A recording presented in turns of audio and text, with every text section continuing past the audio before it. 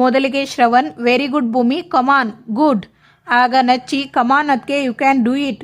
ಕಮಾನ್ ಅತ್ತಿಗೆ. ಭೂಮಿ, ಅಜಿತ್ ಸ್ಪೀಡ್ನ ಮೇಂಟೈನ್ ಮಾಡಬೇಕು. ನೋಡು ಅಜಿತ್ನ, ಇದೇನಿದು ಬಿದ್ದೇ ಹೋದೆಯಲ್ಲ. ಆಗ ಭೂಮಿ, ಅಬ್ಬಾ ಸುಸ್ತಾಗಿ ಹೋಯಿತು ನನಗೆ, ಕಾನ್ಸ್ಟೇಬಲ್ ಆಗಬೇಕಾ ಭೂಮಿ, ಕಮಾನ್ ಗೆಟ್ ಅಪ್, ಕಮಾನ್ ವೆರಿ ಗುಡ್ ಭೂಮಿ. ಆಗ ಭ್ರಮರಾಂಬ ಅಜ್ಜಿ, ಅಯ್ಯೋ ಬನ್ನಿ ಬನ್ನಿ, ಅಯ್ಯೋ. ಆಗ ನಿಂಗವಜ್ಜಿ, ಭ್ರಮರಾಂಬ ಏನು ಅಷ್ಟೊಂದು ನೋವಿದೆಯಾ, ಕೇಳಬೇಡಿಯಪ್ಪ, ತುಂಬಾ ನೋವಾಗ್ತಾ ಇದೆ. ಅಲ್ಲ, ನಾನು ಇನ್ಸ್ಪೆಕ್ಟರ್, ನೀನು ಕಾನ್ಸ್ಟೇಬಲ್, ನಾನು ಬಂದ ಕೂಡಲೇ ಎದ್ದು ಸಲ್ಯೂಟ್ ಹೊಡಿಬೇಕಾ, ಜಾಗ ಕೊಡೋಣ ಅಂತ ಆ ಕಡೆ ಹುಷಾರು.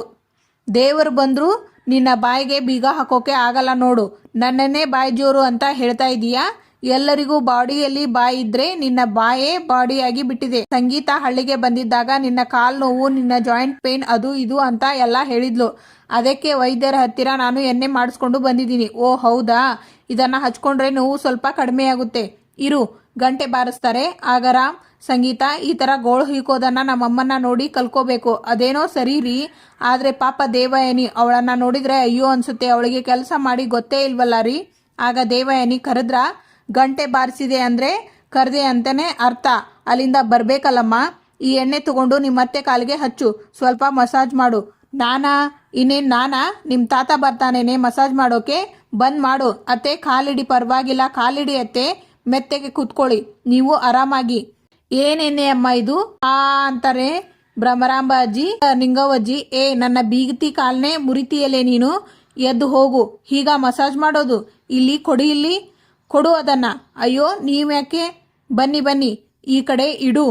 ಇಲ್ಲಿ ಪೇಟೆ ಮದರ್, ಸರಿಯಾಗಿ ನೋಡ್ಕೊ ಮಸಾಜ್ ಹೇಗೆ ಮಾಡಬೇಕು ಅನ್ನೋದನ್ನ. ಮಸಾಜ್ ಮಾಡೋದು ಅಂದ್ರೆ ಹೀಗೆ ಹಚ್ಚಬೇಕು ಫಸ್ಟ್, ಗೊತ್ತಾಯ್ತಾ? ಹೇಗೆ ಅನಿಸ್ತಾ ಇದೆ? ತುಂಬಾ ಚೆನ್ನಾಗಿದೆ. ಆಗ ಶ್ರವಣ್, ಓಕೆನಾ? ಆಗ ನಚ್ಚಿ, ಓಕೆ. ಆಗ ಶ್ರವಣ್, ಓಕೆನಾ ಅಜಿತ್?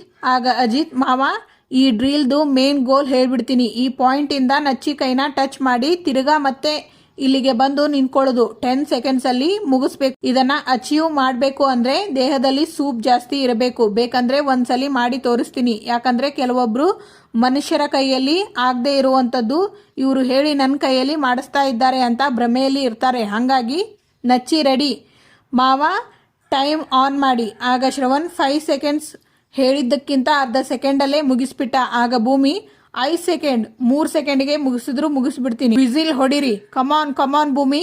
ಆಗ ನಚ್ಚಿ, ಅತ್ತಿಗೆ come on you can do it. ಮೈದು ಸುಸ್ತಾಗ್ತಿದೆ ಮೈದು. ಆಗ ಅಜಿತ್, ಎಷ್ಟು ಸೆಕೆಂಡ್ಸ್ ಆಯ್ತು ಮಾವ? 30 ಆಗಿರ್ಬೇಕಲ್ಲ ಮಾವ. ನನ್ನ ಬ್ರೈನ್ಸ್ಗೆ ಇದೆಲ್ಲ ಸೆಟ್ ಆಗ್ತಾ ಇಲ್ಲ ಮಾವ.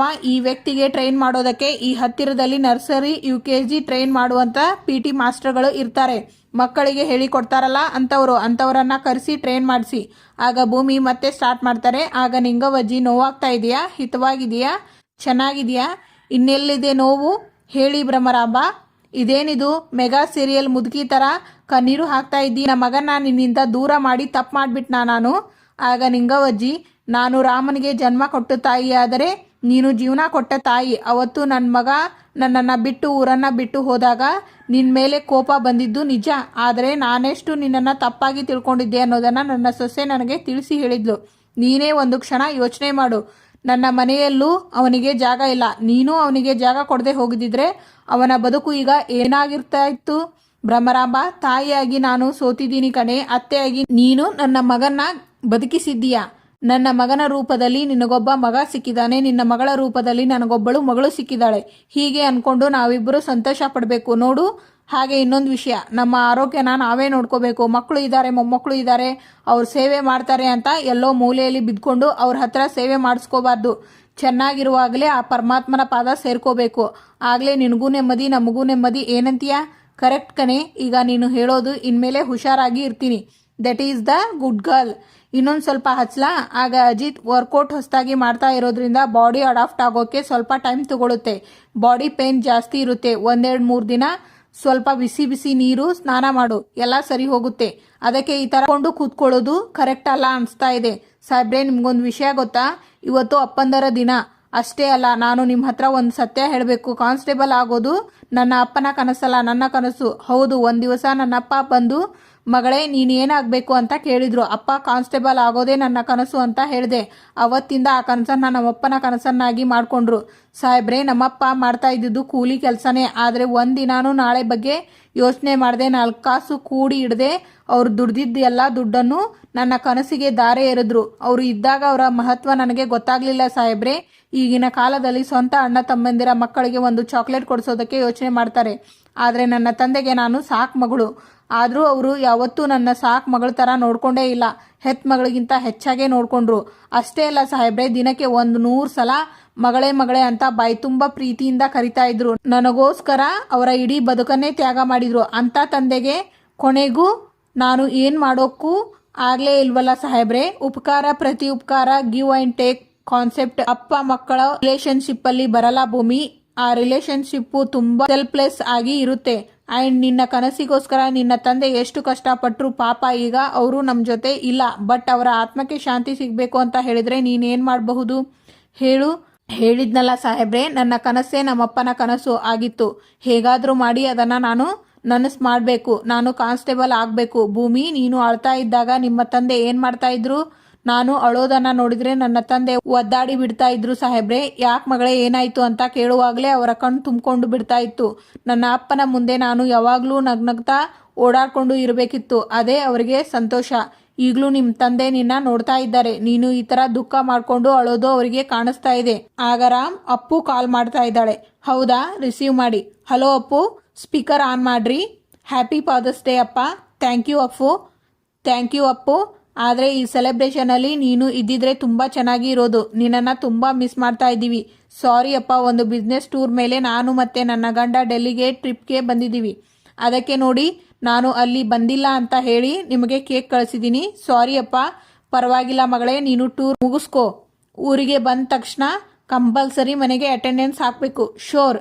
Take care. ಬಾಯ್. ಓಕೆ ಮಗಳೇ, bye. Take care. Love you. ಆಗ ಸಂಗೀತ, ನಿಮ್ಮ ಮಗಳ ಜೊತೆ ಮಾತಾಡಿದ್ದು ಖುಷಿ ಆಯ್ತಾ? ಆಗ ನಚ್ಚಿ, ಓ ಬರಬೇಕು ಸಾಹೇಬ್ರು, ಬರಬೇಕು. ನೋಡು ಪಾಪ್ಸಿ, ನೋಡು ನಿನ್ನ ದೊಡ್ಡ ಮಗ ಎಷ್ಟು ಆರಾಮಾಗಿ ಲೇಸಿಯಾಗಿ ನಾವೆಲ್ಲ ಬಂದು ನಿಂತು ಸೆಲೆಬ್ರೇಷನ್ ಇನ್ನೇನು ಮಾಡಬೇಕು ಅಂದಾಗ ಬಂದು ಏನೋ ಸೆಲೆಬ್ರೇಟ್ ಮಾಡಬೇಕು ಅಂತ ಬರ್ತಾ ಇದ್ದಾನೆ. ಏನೇ ಆಗಲಿ ನನಗೆ ನಿನ್ನ ಮೇಲೆ ಇರುವಷ್ಟು ಲವ್ 50% ಅಷ್ಟು ಲವ್ ನಿನ್ನ ದೊಡ್ಡ ಮಗನಿಗೆ ನಿನ್ನ ಮೇಲೆ ಇಲ್ವೇ ಇಲ್ಲ. ಏನು ಮಾಡೋದು ಕಲಿಗಾಲ. ಆಗ ರಾಮ್, ಅದು ಗೊತ್ತಿರೋ ವಿಷಯ ತಾನೇ. ಎಷ್ಟೇ ಆದರೂ ಅಮ್ಮನ ಮಗನೇ, ಕರೆಕ್ಟ್ ಅಲ್ವಾ? ಅದೇ ಮದರ್ಸ್ ಡೇ ಆಗಿದ್ದಿದ್ರೆ ನಾನು ಮುಂದೆ ಅಂತ ಎಲ್ಲ ಸೆಲೆಬ್ರೇಷನ್ ಅರೇಂಜ್ಮೆಂಟ್ಗೆ ಮುಂದೆ ಓಡಿ ಬಂದಿರೋನು. ಆಗ ಸಂಗೀತ, ಸಾಕು ಸುಮ್ಮನಿರೋ, ಓವರಾಗಿ ಆಡಬೇಡ. ಮತ್ತೆ ನನ್ನ ಮಗ ಅಂದರೆ ಸುಮ್ಮನೆನೇನೋ? ಆಗ ಅಜಿತ್, ಹಂಗೆ ಹೇಳು ಅಮ್ಮ, ಇವನಿಗೆ ಭಯ ಇಲ್ಲ ಅಮ್ಮ. ತೀಟೆ ನನ್ನ ಮಗನೇ, ನೀನು ಎಷ್ಟೋ ಮಾತಾಡ್ತೀಯ, ನಿನ್ನ ಸುಮ್ಮನೆ ಬಿಡಲ್ಲ ನಾನು. ಆಗ ರಾಮ್, ಬಿಡೋ ಅವನನ್ನ, ಬಿಡು. ನನ್ನ ಮುಂದೆನೆ ನನ್ನ ಮಗನ ಮೇಲೆ ಕೈ ಮಾಡ್ತೀಯೇನೋ? ಕೈ ಏನಪ್ಪ, ಕಾಲೇ ಮಾಡ್ತೀನಿ ಅವನಿಗೆ. ನೋಡು ಅಜಿತ, ನೀನು ಅಮ್ಮನ ಮಗ ಆಗಿದ್ರೆ ನಚ್ಚಿ ನನ್ನ ಮಗ, ಕೈ ಬಿಡೋ ಅವಂದು. ಬಿಡೋ. ನಾನು ಬಿಟ್ಟರು ಅವನು ಬಿಡ್ತಾ ಇಲ್ಲ. ಬಿಟ್ಟ. ಅಪ್ಪ, happy father's day. Thank you ಮಗನೇ. ಇವಾಗ ಕೇಕ್ ಕಟ್ ಮಾಡೋಣ. ಅಜಿತ, ನಾನು ಮಾತ್ರ ಅಪ್ಪ ಅಲ್ಲ, ಶ್ರವಣ್ ಕೂಡ ಅಪ್ಪನೇ. ಮಾವ ಬನ್ನಿ. ಬಾರೋ, ನೀವಿಬ್ಬರು ಸೇರಿ ಕೇಕ್ನ ಕಟ್ ಮಾಡಿ. ಕೇಕ್ ಕಟ್ ಮಾಡಿ. ಆಗ ಶ್ರವಣ್ ಅಲ್ಲಿಂದ ಹೋಗ್ತಾರೆ. ಆಗ ಭೂಮಿ, 1 ನಿಮಿಷ, ದೊಡ್ಡ ಸಾಹೇಬ್ರಲ್ಲಿ. ಆಗ ನಚ್ಚಿ, ಇಲ್ಲೇ ಇದ್ರಲ್ಲ. ಆಗ ಅಜಿತ್, ಅವರು ಎಲ್ಲಿರ್ತಾರೆ ಅಂತ ನನಗೆ ತುಂಬ ಚೆನ್ನಾಗಿ ಗೊತ್ತು. ಆಗ ಸಂಗೀತ, ಶ್ರವಣ, ಐ ಆಮ್ ಸಾರಿ ಅಕ್ಕ. ನನ್ನ ಮಗಳನ್ನು ಮರಿಬೇಕು ಅಂತ ನಾನು ಎಷ್ಟೇ ಪ್ರಯತ್ನ ಪಟ್ಟರು ಅವಳ ನೆನಪುಗಳು ಮತ್ತೆ ನನ್ನನ್ನು ಕಾಡುತ್ತೆ, ನನ್ನನ್ನು ಕುಗ್ಗಿಸ್ಬಿಡುತ್ತೆ. ಅಕ್ಕ, ನಾನೇನು ತಪ್ಪು ಮಾಡಿದ್ದೀನೋ ಗೊತ್ತಿಲ್ಲ. ಒಟ್ಟಿನಲ್ಲಿ ಆ ದೇವರಂತೂ ನನಗೆ ಇಷ್ಟು ದೊಡ್ಡ ಶಿಕ್ಷೆ ಅಂತೂ ಕೊಟ್ಬಿಟ್ಟ. ಪ್ರತಿಯೊಬ್ಬ ಗಂಡಸು ಒಂದು ವಯಸ್ಸು ಮೀರಿದ ಮೇಲೆ ಇಬ್ಬರ ಮೇಲೆ ಎಮೋಷ್ನಲಿ ಡಿಫೆಂಡ್ ಆಗ್ತಾನೆ. ಒಂದು ಅವನ ಹೆಂಡತಿ, ಇನ್ನೊಂದು ಅವನ ಮಗಳು.